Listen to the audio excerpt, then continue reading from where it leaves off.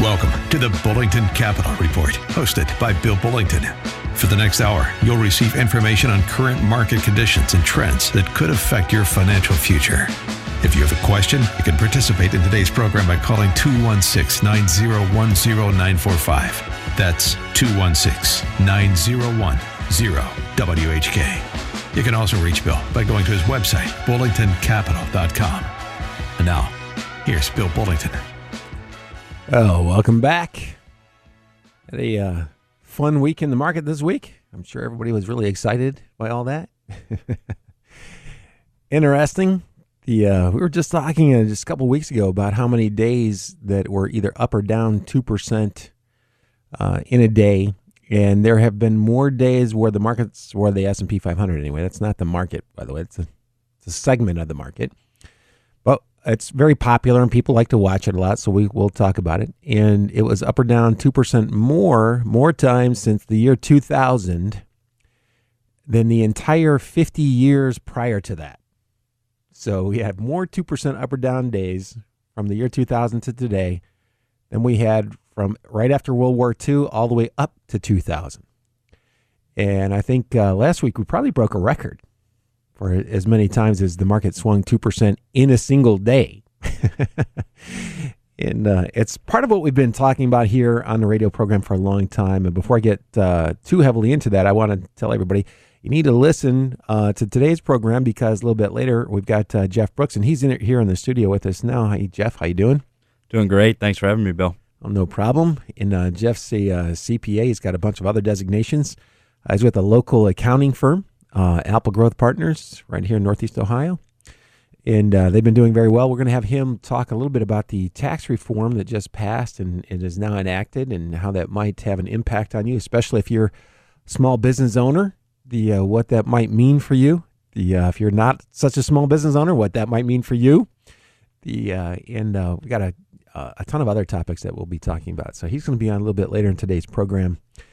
So get your cell phones ready if you want to call in and ask questions and get free consulting that would cost you a lot of money. If you had to go directly to them, you can get away with it here on the show for the next hour. So anyway, we're talking about the volatility in the markets. And now you know why we hold short-term bonds.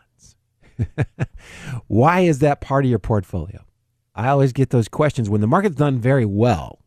Like last year, how come we weren't 100% in stock? And why weren't we in large cap growth, which was the leading category? Well, the answer is we were. We were in stock. We're not going to be 100% stock ever, even if you're young, even if you're really young. Why? Because on weeks like this one, and I don't know if it's over yet, but weeks like this one, when they come, if you're going to rebalance your portfolio, I would be looking, there are certain signs I would look for that we will not talk about today. We're not going to talk about those signs until the seminar. And the seminar is it's interesting, estimating the impact of a financial crisis on your investments. That's going to be on March 8th, 6:30. It's going to be at the Corporate College on East Side. If you go to my website, bullingtoncapital.com, you can get directions there. You can sign up. It's free. And we're going to be talking about estimating the impact of a financial crisis on your investments there. Basically, financial stress testing, what would happen to your portfolio under various circumstances, and how to develop a plan. That's kind of mandatory when you go through weeks like this. And we send out a little email to all our clients. I'm not worried about it. This is normal. Actually, what was abnormal was how long the market had gone up. And not the market, but the S&P 500. And if you took the growth stocks out of there and just kept them separately, the large growth, not the small ones, not the medium size, the large growth, they just blistered everything else. It wasn't even remotely close. The smaller company, the more value-oriented companies, were only up an average of about 8.5% last year. The large cap growth was up over 30%. Same stock market, different sectors of the market.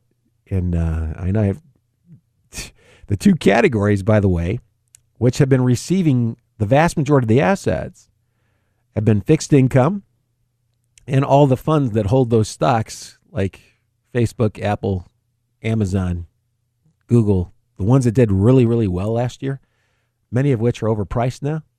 That's a problem. That's why we don't put all of our money in one sector, because first of all, you have to guess at which sector is going to, or which portion of the market is going to do the best. That's largely luck. And then you have to guess when you got to get out.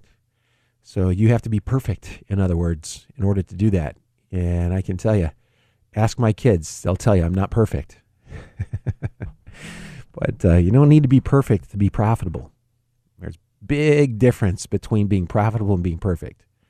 So anyway, we'll be going through all that stuff at the seminar. Feel free to give us a call today if you want to call in and join in today's program, or if you have questions. 216-901-0945 is the phone number here, 216-901-0945. And one of the things I really wanted to talk about was I've been keeping up with the tabs on flows of funds that are coming into financial markets. What kinds of funds are people buying? And the vast majority of funds have been going into bond funds, of all things, and not the right bond funds. If they were the right bond funds, I wouldn't be worried or concerned. What I'm worried about is that people are not buying the right bond funds. They're buying long-term bonds, and that is not a good idea. When interest rates are rising, long-term bond prices have a tendency to come down a lot. And when you're in a fund, that fund is going to be managed. They'll sell and rebuy, and they'll lock those losses in. Not everybody, but the other alternative is just to continue to hold the bonds whose prices are dropping. And I just like to use as a kind of a proxy, look at the 20-year Treasury bond fund from Barclays. It's iShare, and it's a good fund in the right time period. This is not the right time period. Since September, that fund that consists mostly of government-backed treasuries that are issued directly by the United States government, is down almost 9%. And guess what? That's how the stock market, that's almost as bad as the stock market. And that's a bond fund. Not only that, but it's a government-backed bond fund. And if you look back to January, it is down as much as the stock market. So the wrong bond fund is not a good idea. You've got to be paying attention to what kind of bonds you're buying in the funds. They're not all the same. I know why people are buying the wrong types of funds. It's because the current yield on most of those funds is higher than the bank interest rates. That's why they're buying them. You have to know a little bit more about that, but only if you want to be successful. I mean, if you don't want to be successful, just buy the thing that's got the highest yield. And you get to join the 19 out of 20 people who wish they'd never heard of financial markets. I'm just kidding. Little facetious, but you wouldn't want to do that. In fact, I remember a guy calling in here. It was 2014. It wasn't that long ago. And he was talking about how great that bond fund did. And I remember when he called, it was right near the end of the first quarter. So if you go back to 2014, it's 2018 now. That fund's up 2.68%. Woohoo! But see, what's really upsetting is it was up 24% at one point in time. So if your luck is like mine, you probably bought near the high, not near that time period, and you're negative. And these are government-backed bonds. By the way, if you go back a little bit earlier in 2014, you're a minus 4.4%. Now, you did get the interest over that time period, which back then was about right around 3% or so. Fully taxable. So you're paying taxes on that. And Jeff's going to come and tell us a little bit later how those taxes might be changed. So you might want to stay tuned for that. But you get fully taxable 3%, and you've got a minus 4% on your principal. Sound like a good deal to you? So you have to be careful. You can't just go buy a bond fund, and looking at the track record over the last 1, 3, or 5 years is not sufficient. You have to know more than that. Otherwise, you're asking for it. And if you keep doing that, eventually one day it turns out really bad. You know how I know that? Because I have people coming to me when it turns out really bad and saying, hey, what did I do wrong? Well, the first thing you did wrong is you didn't listen to the Bullington Capital Report. No, I'm kidding. Kind of. But you just have to know what the risks are in the investments that you're making. And I know when you listen to most financial programs, it's incredibly complicated. They're talking above everybody's head, and occasionally I do that too. Probably a lot of the time, but I do try really hard to try to make this simple, and this is really simple. So you just need to, if you can't memorize this, tattoo it backwards on your forehead so it's the first thing you see in the morning when you're standing in front of the mirror. I'm really kidding. Don't do that. But when interest rates rise, long-term bond prices go down. When interest rates rise, long-term bond prices go down. Now, let me give you a little example. Okay, just an example. Let's say you had $1,000 and you put in a long-term government bond fund, average maturity close to 28 years, which is right around where the TLT is, that iShares that I was talking about. Yeah, and let's say it's getting 3% right now. So for $1,000, you get $30 a year. $30 a year. Then the short-term interest rate or long-term interest rates go up by 1%. And just 1%. The price, 4%, by the way, you go from 3% to 4%, is a pretty big jump up in rates. And 4%, if you're going to look to see what the potential damage could be, let's just do this. Let's divide the $30 that you're getting from 3% on $1,000 by 4%. Because why am I doing that? Well, $30 is 4% of what? $30 equals 4% of what? And it's $750. That's what it equals.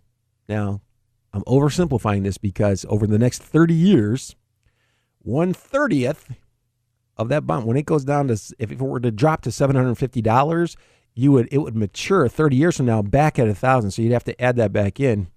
So it's not going to go down the full $250 decline to $750, but it'll be less than $800. And that's a government guaranteed bond. The United States government, the full faith and credit. Donald Trump soon to put his picture on one of those bills. I'm just kidding. So you're going to drop somewhere around 15 to 20%, at least in the short run. So if you had $1 million in those, you'd be down $150,000 roughly. You'd see it down $150,000. Now your choices are to hang on to it until it matures to get your money back 30 years from now, or sell it at a loss. Those are your choices. You have no other choices. Those are it. So that's why I'm talking about this, because the amount of money that's been coming into the market recently has been going into bond funds, and they're not the right types of bond funds. They're not. And I understand if people are selling bond funds, the easiest ones to sell are the ones that have some sort of a government name in them or some sort of a guarantee that they tag onto the marketing material with the highest yield. Because the ones that are paying the most interest, people think, oh yeah, that's what I want. No, it's not what you want. There's a risk there. The risk is real. And I just hate seeing people make the same mistakes over and over and over again. This happens quite often. It's happened 3 times in my career, so that's why I'm familiar with it. Okay. There are certain types of funds you want to concentrate on. We're going to talk about that. That seminar coming up, this is exactly what we're talking about. This is a very dangerous time. It is. You've got interest rates rising. You got a government that's printing money who's also decided to cut taxes, which is going to make the deficit a little bit worse, which points to long-term inflation. And in a long-term inflationary environment, bonds don't do well. They don't do well. The only reason you want to have bonds is to try to control the risk in your portfolio. You don't control the risk when you buy long-term bonds. You're increasing your risk. You've got to go to shorter-term bonds. And we'll talk about some specific options in the second portion of today's show, right before we get Jeff Brooks on to tell us how we'll save some money in taxes if we can. And I got to take a phone call right now. And I got John. John, you have a question or a comment? Yeah. Let me ask you this. What if you had some cash and you want to invest it and have minimal risk and maximum liquidity and maximum percent rate of interest or dividends or whatever? What would you be looking toward? What would you be happy with? Yes. What would you be happy with? What would I be happy with? Well, I'm not sure. That's why I'm asking you. I mean, so you don't have any idea of what you'd like to achieve, or how much money you'd like well, to? I know I'm not going to do as well as far as dividends as I would in stocks, But I'm looking to stocks have risk. increase my cash position. So, but I can at the same time I can invest that cash somewhere, where I can make something on it. Yeah, I think you'll probably not be incredibly pleased by what you're going to find, because the vast majority of people will tell me, well, I would take 5 or 6%. I would settle for 5 or 6. Yeah, right. Yeah, so I know I'm not going to do that. So I use a fund, and I'm not allowed to name the fund, John, because I have rules that I have to live by that other people don't. But I'm a fiduciary, and I'm also a registered investment advisory representative. I represent my own firm, and there are certain things that we're just not allowed to do. And so I can't come out and give a specific recommendation for you. I can tell you the type of funds that I would look for, and that's a big deal because there are several vendors that market these products. People really don't understand them that well, and they're what you're talking about. They're the solution. Okay, so you want a fund that's going to invest in senior bank loans. Senior bank loans.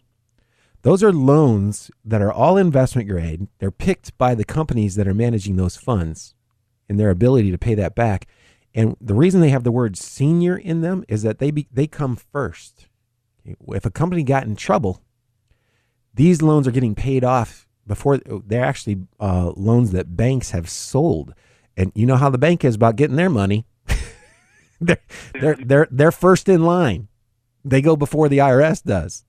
So in a lot of cases, not always, but so anyway, you want a senior loan fund. These loans are typically less than 3 years in maturity, so you don't get nearly the volatility that you would get in a bond fund. Hey, I hear the music. Do you want to hang on so I can finish this after the commercial break? Yeah, sure. Okay. Thank you. You're listening to Bill Bullington right here on 1420 The Answer. I'll be back after these messages.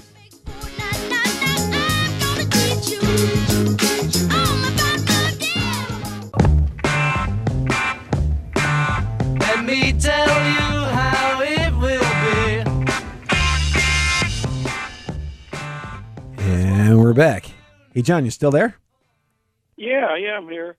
Okay, so the yield on those things that you're talking about, that we were just talking about, they're basically senior bank loan funds. Yeah, they're about between 3 and 3.5%.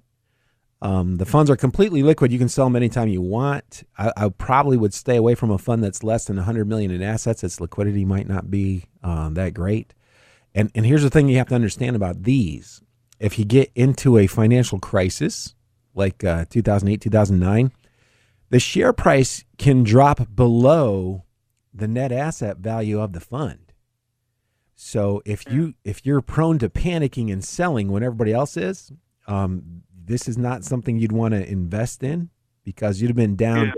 2008, 2009, it'd have been down at least temporarily around 10 to 12% or so.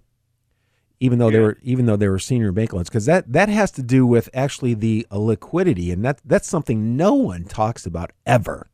Okay, liquidity is key. When everybody's trying to hit the door at the same time, prices are either skyrocketing or dropping like a rock. Just take a look at Bitcoin if you want to see what that looks like. Yeah, so you're not so liquid at that point when it goes down there, Yeah. Now the liquidity has been improving dramatically over the years in these instruments. So hopefully the next big crisis is not as bad as the last one was. But if you're gonna need that money, you absolutely know you're gonna need that money in 3 years or less, then you have no choice but to buy short-term CDs, because those are the only thing over that time period where you're going to get your principal guaranteed, where there's no fluctuation in it. If it's just money that you're parking because you want to take it and use it in stocks at some point in time, or some other investment, and it's not really going to bother you if you're down a percent or two because you're getting 3.5% anyway, then by all means, that would be the type of product that you would look for. Now, could you buy an ETF that would mirror that situation? Yeah, those are the kind that I use. They're ETFs. Yeah. Yep. Okay. So, in other words, because with a fund, you've got fees. The fees, ETF, the fees are typically really, really, really low, even in the funds. The ETFs have extremely low expense ratios. I think the ones that I use are somewhere around 30 or 40 basis points. So that yield is net of the fund's management fees. And I use it as a parking place. Really, it's a place that's not going to be as volatile, and it's going to give me some liquid cash that, when the market does like it's doing today, when there are certain parameters that I see surface, they haven't surfaced yet, by the way, but when I see them, I'll go in and rebalance the more aggressive portfolios who wanted to be a part of that and try to buy at lower prices. Now, we might be buying at lower prices, and then the prices might go even lower, which then we're going to have to do that again. Yeah, you can ladder it down. Right? Yeah. So. Okay. Well, Bill, thank you. I Hey, appreciate it. thanks for calling. Have a good weekend. You too. Bye. So with that, I'll remind everybody, if you want to call in 216-901-0945. And I've got Jeff Brooks in the office with me. He's an accountant, a CPA with Apple Growth Partners right here in Northeast Ohio. They're accountants and business advisors. And hey, Jeff, what is their website? So the website is www.applegrowth.com is the website. You can check it out. Okay, great. I asked Jeff to come in today because the tax reform has been passed. It's they've had some time to kind of take a look at certain things, and I thought it'd be kind of interesting, particularly if you are a small business or actually a certain type of business who's going to benefit, I guess, more than others will. And I'll just hand it over to you and let you kind of run us through that first portion of the tax rate reductions. Who actually is going to benefit from that? Yeah, thanks, Bill, and thanks for having me on again. Really appreciate being back here. So this was true business tax reform. There's adjustments to business and individual tax rules, but this was true business reform. So to answer your question, it's absolutely business and business owners that are the beneficiaries of this tax reform bill. That sometimes can get a bad light in the media. Typically, your business owners or your more affluent individuals. But the key behind this business tax reform was to make the U.S. competitive with global competitors. So they really went after business reform, and they did it for all types of entities. So they did it for C corporations, which are your big publicly traded companies that you're talking about, Bill, and then they also did it for flow-through businesses, which are your S corps, your partnerships, LLCs. They lowered the rates for those business and business owners as well. Well, that sounds good. Hey, I got to take a real quick call, and right now I've got Chuck. Chuck, you're on the air. Hey, Bill, how are you? Good. I have a question about a fund I'm thinking about putting in my Play account with you. Okay.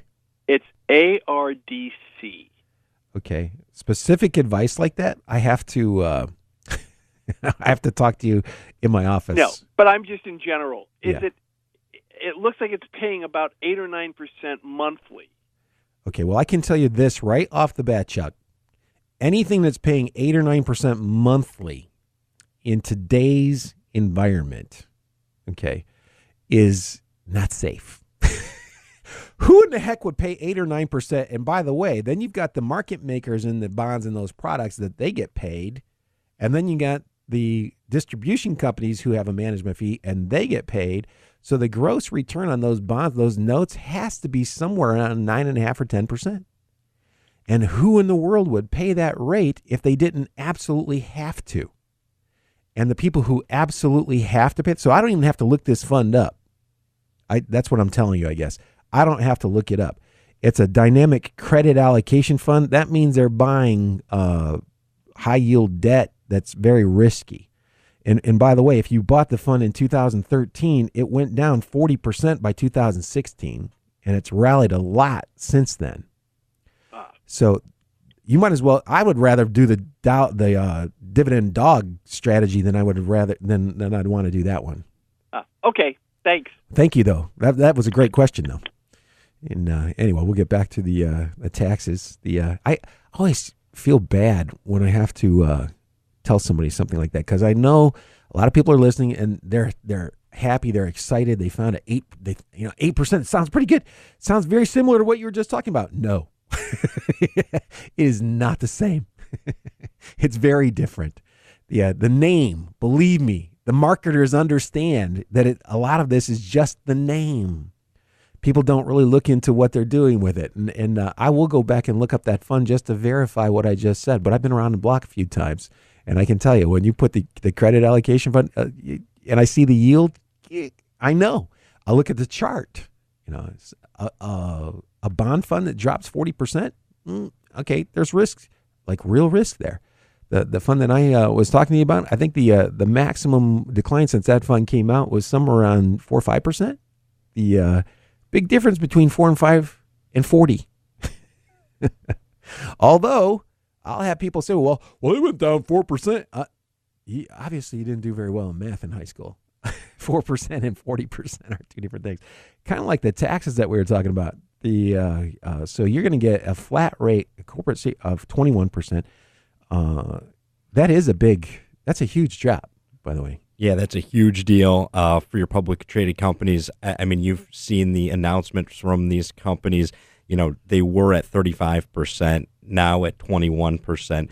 They're going to be looking to keep a lot more of their cash, reinvest it, do bonuses, do share buybacks, that type of thing. And you've seen it, we feel like in the market run up, there's been anticipation of business reform since Republicans controlled Congress and Trump was in office. It took them longer to get it done than they were hoping, but the ultimate effect is very positive for businesses. When you think about that, 35 to 21% drop, you could think of it the inverse way. That's how Warren Buffett was talking about it. Instead of keeping 65% of his money, he's now keeping 79% of his money. Yeah, that's a big drop. He didn't seem to be too pleased about that, by the way. The fact that he was getting to keep a whole lot more of his money, and I know what it was.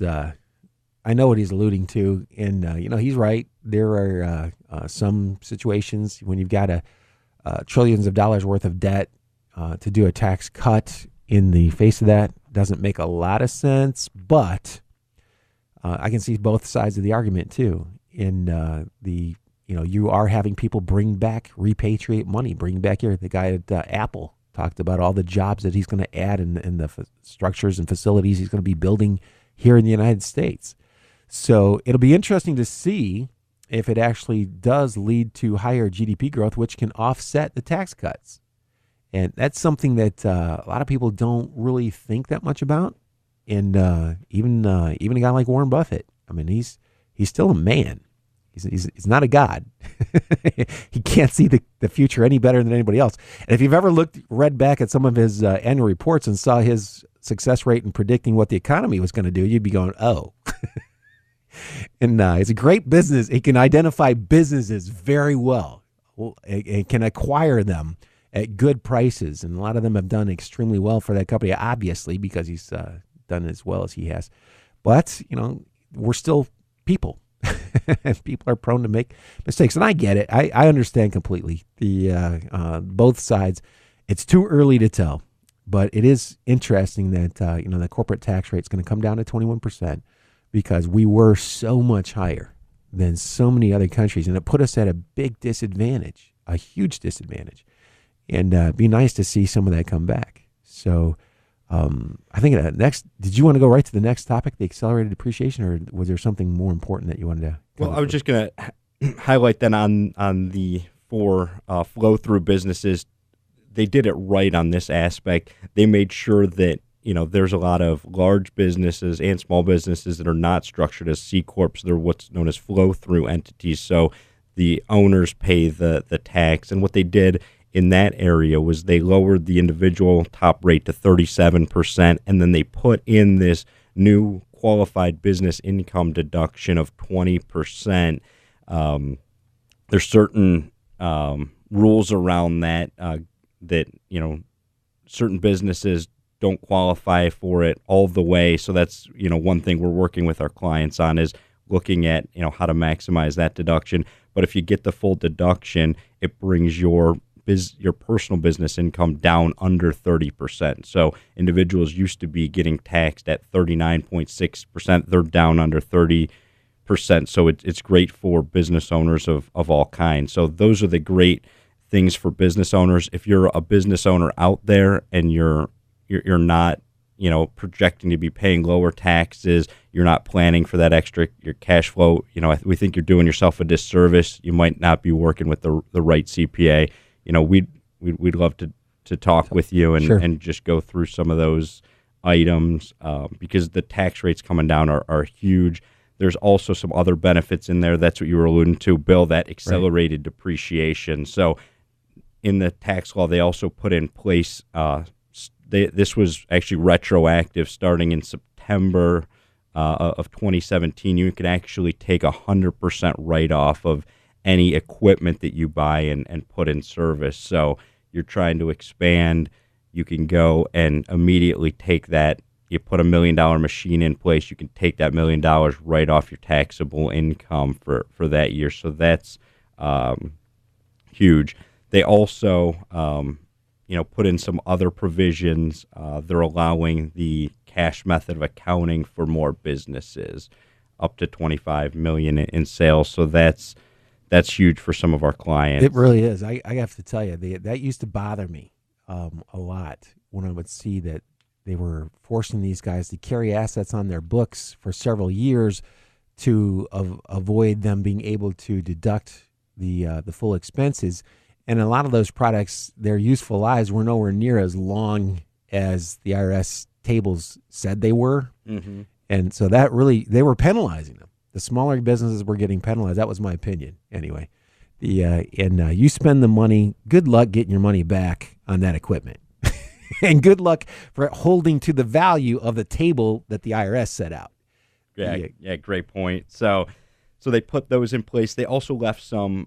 So this was reform. They did take away some deductions, some credits, but they did leave in place some great ones for businesses. The research and development credit remains in place.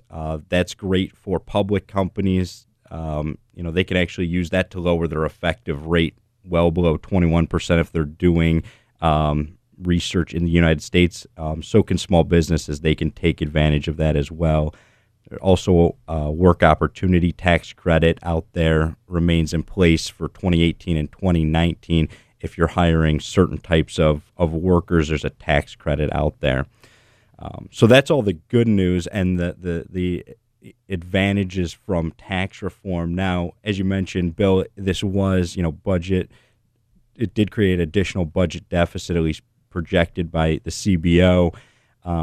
But if they just made those rate reductions and incentives, it would have been even a bigger deficit. So there are some offsetting deductions and pay-fors that they put in place. They took away one of them is they took away the domestic activities deduction. So there was a deduction out there for manufacturing activities that you did in the United States. That's now gone starting in 2018. Another very interesting one that affects companies of all sizes, there's a limitation now on interest expense. We'll actually have to cover that in the next section. I hear the music. That means we have to take a real quick commercial break. You're listening to Bill Bullington and Jeff Brooks right here on 1420 The Answer. Stay tuned because we'll be right back.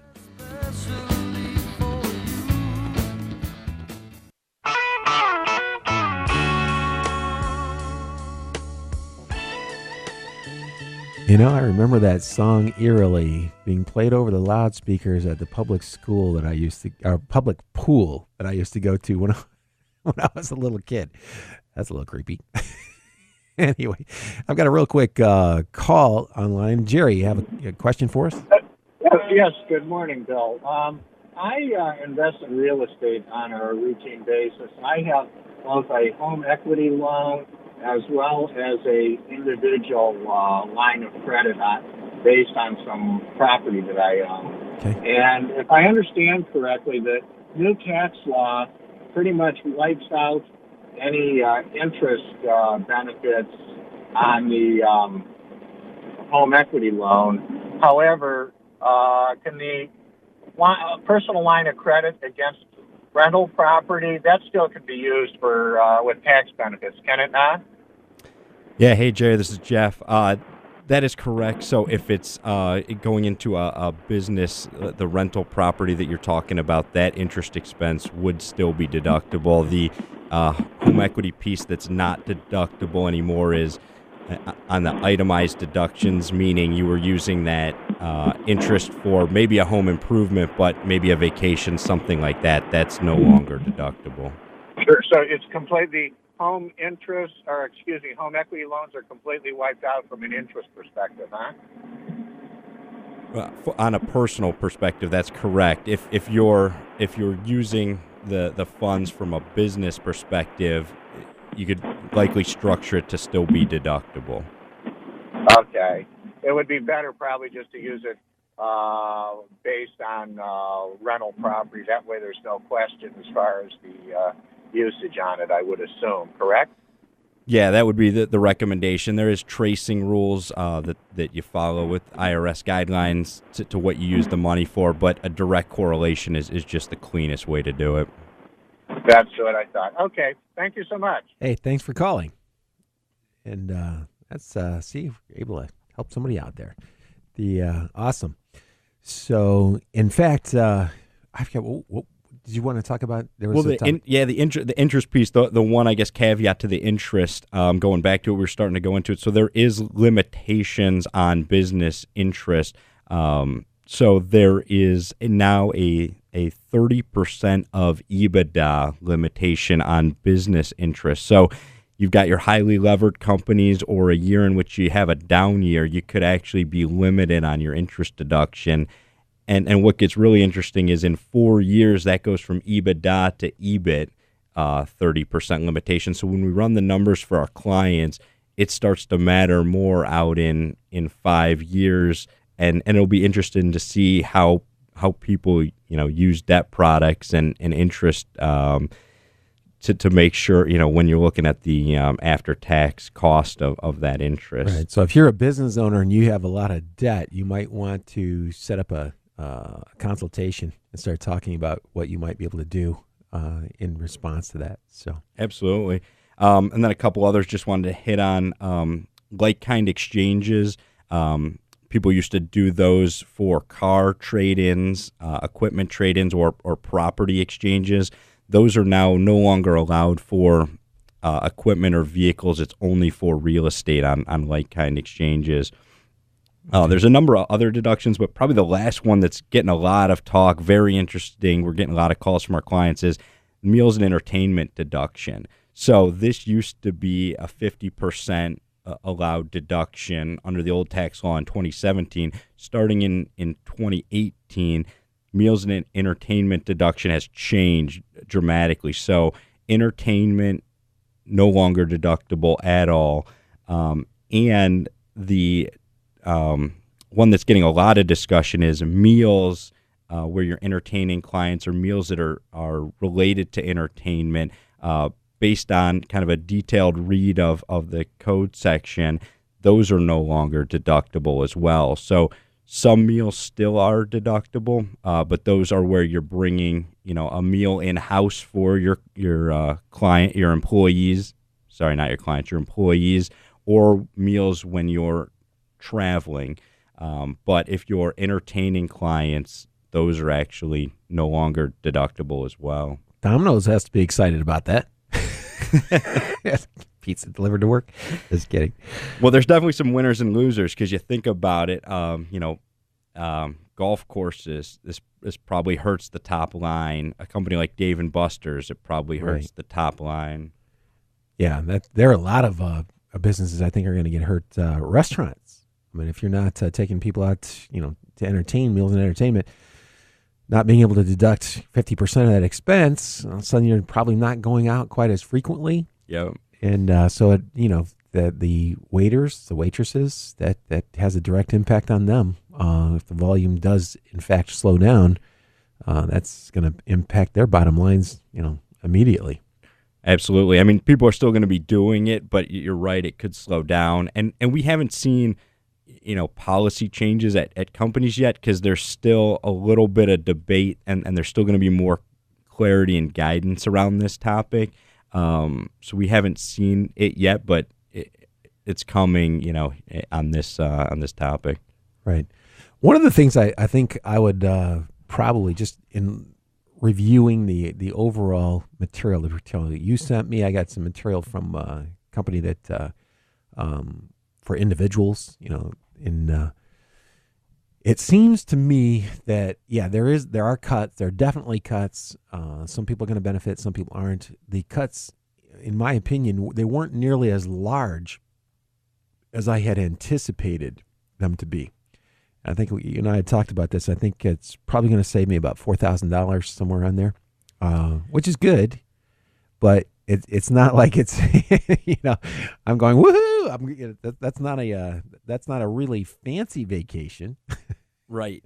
For sure. There are definitely, since you're making changes, there are winners and losers. The vast majority of business owners are winners in this. It's just kind of the degree to which your benefit is. So every business, it kind of has a different percentage. We're running the numbers for clients, and we're seeing all kinds of different percentage drops in the amount of overall tax. And then just to kind of go back to I was on your show last, just a year ago, we were going through what might happen with tax reform, and you're right, they were more grandiose and hopeful with the overall tax cuts. They were targeting a 15% rate, right, for C corps and pass-throughs. They couldn't get there. The numbers just didn't work. So they ended up at like we talked about, the 21% for C corps, in the 20s for flow-throughs.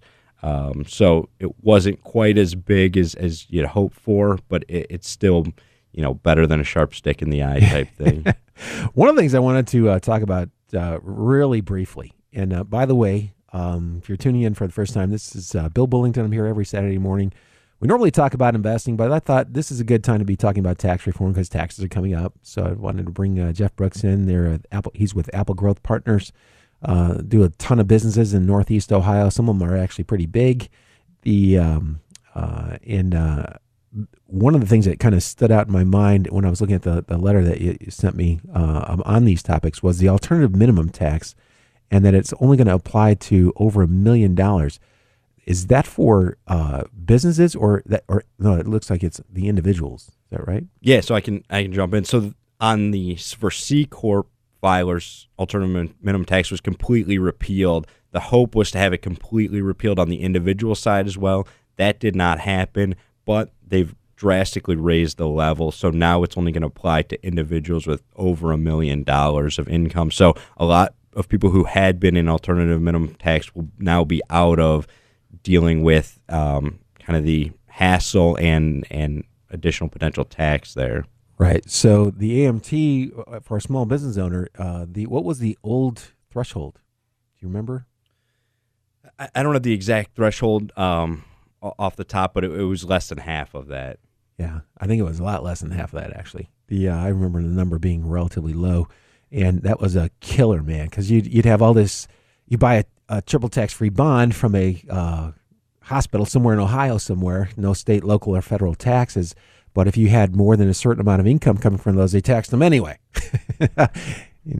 It was the kind of hidden tax where, yeah, you're right, you would have to add back that for your alternative minimum tax calculation. So it would sneak up on a lot of people, absolutely. Yeah, so I think that, you're a small business owner, doing quite well. That'll really help tax-free bonds, by the way. The yields on tax-free bonds are really low. But if it's not going to be subject to AMT, and if you're on the borderline there, then this could really help you out a lot because they would add back that triple tax-free income to your income and tax it anyway under the old AMT for a certain number of people.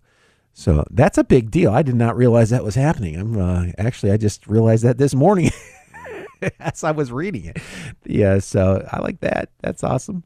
That's the thing. There was a lot of changes. So there's a lot of little items or littler items that are changing that people are just going to sort through. So there's going to be a lot of information out there, more to come. Just talk with your financial advisors, your CPAs, and they'll keep you up to date on those things that affect you. Yeah. It's interesting too. The estate tax exemption increased to $11 million per individual. So that means 22.4 for a married couple that you can shelter. That's awesome. Well, hey, Jeff, I hear the music. That means our show's over. That went quick. Yeah, that did go quick. That was fun, though. Thanks, Bill. Oh, thanks for coming in. And again, Jeff Brooks, Apple Growth Partners. You need to get in touch with them. You can either email us or go to their website, applegrowthpartners.com. Thanks for listening, everybody. Have a good week, good investing, and good luck.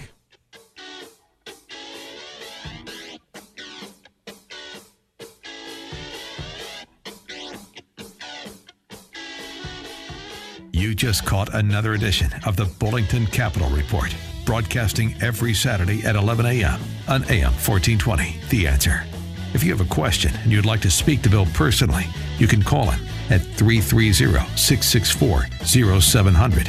That's 330-664-0700. Or online at bullingtoncapital.com. That's bullingtoncapital.com. Past performance may not be indicative of future results. Therefore, no current or prospective client should assume that the future performance of any specific investment strategy, including the investments and/or investment strategies recommended and/or purchased by advisor, or product made reference to directly or indirectly will be profitable. Different types of investment involve varying degrees of risk, and there can be no assurance that any specific investment will either be suitable or profitable for a client's investment portfolio. No client or prospective client should assume that any information presented serves as the receipt of or substitute for personalized investment advice from the advisor or any other investment professional. The preceding program has been paid for by Bullington Capital Management, LLC. The preceding program's views, claims, or representations may not reflect those of AM 1420 The Answer or Salem Media Group. A young, passionate monk and theologian strides up to the imposing dark doors of Castle Church in Wittenberg, Germany. The year is 1517, the thick Gothic steeple towers above. Quietly, Martin Luther posts a list of 95 statements challenging the Roman Catholic Church. That document set in motion the events of the Reformation and changed the Christian faith forever. In 2018, you too can step in front of those very church doors, along with teaching pastor Alistair Begg. Join Alistair and fellow like-minded believers for the Reformation Tour and Rover Cruise, July 31st through August 12th. Visit fascinating historical sites that played an integral role in the Reformation, including charming European villages, stately castles and churches, and iconic sites like Leipzig, Vienna, and Prague. Your time in Europe will only deepen your love of the Bible and the church. So book your trip today and join teaching pastor Alistair Begg for the Reformation Tour and River Cruise from July 31st through August 12th, 2018. For all the details, visit WHKRadio.com or call 855-565-5519. As a small business owner, you're juggling it all, including customers' calls from your personal phone. But with Grasshopper, you get a business phone number and a business phone system from our mobile app, so you can work smarter, not harder. Grasshopper forwards calls, texts, even transcribes voicemails. Everything you need to simplify your business and stay responsive. With Grasshopper, there's no long-term contracts, and customer support is 24/7. Whether you're starting or growing your business, Grasshopper is the answer. Now get $20 off your first month when you visit grasshopper.com/radio. In winter, you can practically hear your skin changing. Drying out, flaking, tightening, becoming itchy, irritated, and inflamed. You need the fast relief of Cortisone 10 Intensive Healing Anti-Itch Cream. Unlike regular lotions, Cortisone 10 relieves itch and irritation with 1% hydrocortisone, the strongest non-prescription itch medicine, plus 7 healing moisturizers. With Cortisone 10, snowball fight! Winter can just sound fun again. Cortisone 10. Feel the heal. Use as directed. This time of year, I don't have kids, I have eligible dependents. I'm not just a woman, I'm the head of household, and I don't file taxes. I file a 1099 with Schedule C and Form 5329. Staples has everything you need for tax season, including the latest software like TurboTax. So get the help you need to file with confidence. And now TurboTax is up to $15 off at Staples. Now I have to take my eligible dependents to soccer practice. Staples. Less tax stress equals more tax success. Expires 2/17/18. Geico presents eyewitness interviews with inanimate objects. This is Brian Bruno live on the scene of a recently flooded basement, here to describe the event